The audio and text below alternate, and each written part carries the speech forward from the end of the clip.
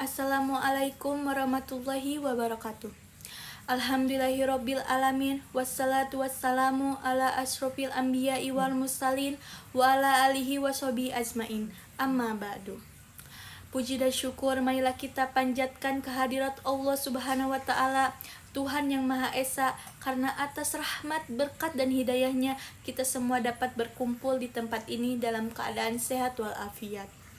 Salawat serta salam semoga senantiasa tercurahkan kepada junjungan kita Nabi Muhammad SAW yang telah membawa kita dari zamannya kegelapan menuju zamannya yang terang benderang dengan ilmu pengetahuan seperti sekarang ini.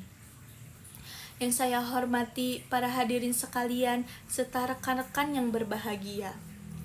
Pernahkah Anda terbangun di pagi hari dan hal pertama yang Anda cari bukanlah segelas air putih atau wajah orang yang tercinta, melainkan sebuah benda persegi panjang kecil yang bersinar? Ya, benar, yaitu smartphone kita sendiri. Kita membukanya mulai berselancar dan tanpa sadar 2 jam telah berlalu begitu saja. Kita merasa terhubung dengan dunia, tetapi sadarkah kita bahwa kita justru makin menjauh dari orang-orang yang berada di satu ruangan dengan kita? Kita sering melihat pemandangan di kafe atau di meja keluarga, 4 orang duduk bersama, namun semuanya menduduk asik dengan dunianya masing-masing.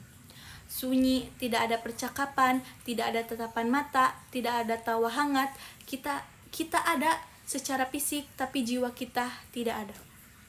Kita sering menukar momen-momen berharga dalam hidup kita dengan guliran layar yang tidak ada habisnya.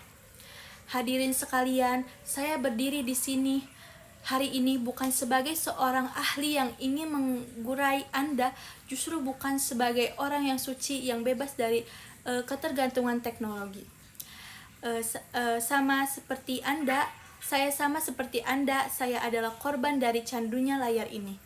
Saya pernah melewatkan cerita ibu saya karena mata saya terpaku pada video pendek yang tidak penting. Dan saya pernah menunda pekerjaan saya demi membalas komentar di media sosial. Saya merasa langsung bagaimana teknologi pelan-pelan mencuri waktu dan fokus saya. Namun, justru karena saya pernah di titik itu, saya menyadari satu hal, kita tidak bisa terus-menerus hidup seperti ini. Kita harus mengambil kendali sebelum layar itu yang sepenuhnya mengendalikan hidup kita. Hari ini, mari kita lihat faktanya secara jernih. Menurut data riset terbaru, rata-rata orang menghabiskan waktu 6 hingga 7 jam sehari di depan layar di luar pekerjaan. Jika kita hitung secara matematis, 7 jam sehari berarti kita membuang waktu 49 jam dalam seminggu. Itu setara dengan lebih dari 2 hari penuh. Dalam setahun, kita menghabiskan hampir 100 hari hanya untuk menatap kaca yang bersinar. Secara biologis, layar gadget kita memang dirancang untuk melepaskan hormon dopamin, hormon kesenangan instan setiap kali kita mendapatkan like atau komentar baru. Ini adalah jebakan psikologis yang dampak nyatanya sudah terbukti secara ilmiah. Mulai dari penurunan daya konsentrasi, gangguan tidur kronis, hingga meningkatkannya resiko depresi atau kecemasan. Kita mengira kita sedang mencari hiburan, padahal kita sedang merusak fungsi otak kita sendiri secara perlahan. Bayangkan 10 tahun dari sekarang, apa yang akan kita ingat tentang hidup kita? Apakah kita akan mengenang momen saat kita berhasil melihat ratusan video lucu dalam sehari, atau kita akan menyesal karena tidak pernah benar-benar mendengarkan orang yang kita cintai, tidak punya waktu untuk bermain dengan anak-anak kita, atau membiarkan impian masa muda kita mati karena kita terlalu sibuk mengintip hidup orang lain di media sosial. Waktu adalah satu-satunya hal di dunia ini yang tidak bisa kita beli kembali. Setiap detik yang kita berikan kepada layar adalah satu detik yang hilang untuk kehidupan nyata. Solusinya tentu bukan anti teknologi atau membuang smartphone kita ke hutan, melainkan sebuah pembatasan yang dibijakan dan logis. Kita bisa mulai dengan 3 langkah kecil hari ini. Yang pertama, terapkan aturan meja makan tanpa gadget agar kita bisa fokus mengobrol saat makan bersama. Kedua, buat kamar tidur bebas layar dengan tidak membawa HP ke tempat tidur demi kualitas tidur yang baik. Ketiga, gunakan fitur pembatasan waktu aplikasi untuk pengeram penggunaan media sosial kita secara logis.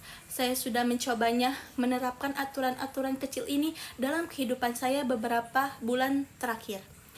Dan hasilnya itu luar biasa. Saya merasa lebih tenang, tidur lebih nyenyak, dan bisa kembali menikmati obrolan mendalam dengan orang-orang yang saya sayangi. Perubahan itu sangat mungkin terjadi, dan itu semua dimulai dari satu keputusan kecil. Hadirin yang saya hormati, pilihan Anda di tangan kita hari ini. Apakah kita ingin terus menjadi penonton pasif dari kehidupan orang lain di balik layar, atau kita ingin menjadi tokoh utama dalam kehidupan kita sendiri? Mari kita letakkan ponsel kita setelah ini, dongakkan kepala kita, tatap mata orang-orang di sekitar kita, dan memulai berbicara. Mari kita ambil kembali waktu kita, fokus kita, dan masa depan kita. Karena hidup yang indah tidak terjadi di dalam layar, melainkan di dunia nyata yang sedang menunggu kita saat ini. Terima kasih atas perhatiannya. Mohon maaf apabila ada perkataan saya yang kurang baik yang saya ucapkan. Terima kasih semuanya. Wabillahi taufiq wal hidayah. Wassalamualaikum warahmatullahi wabarakatuh.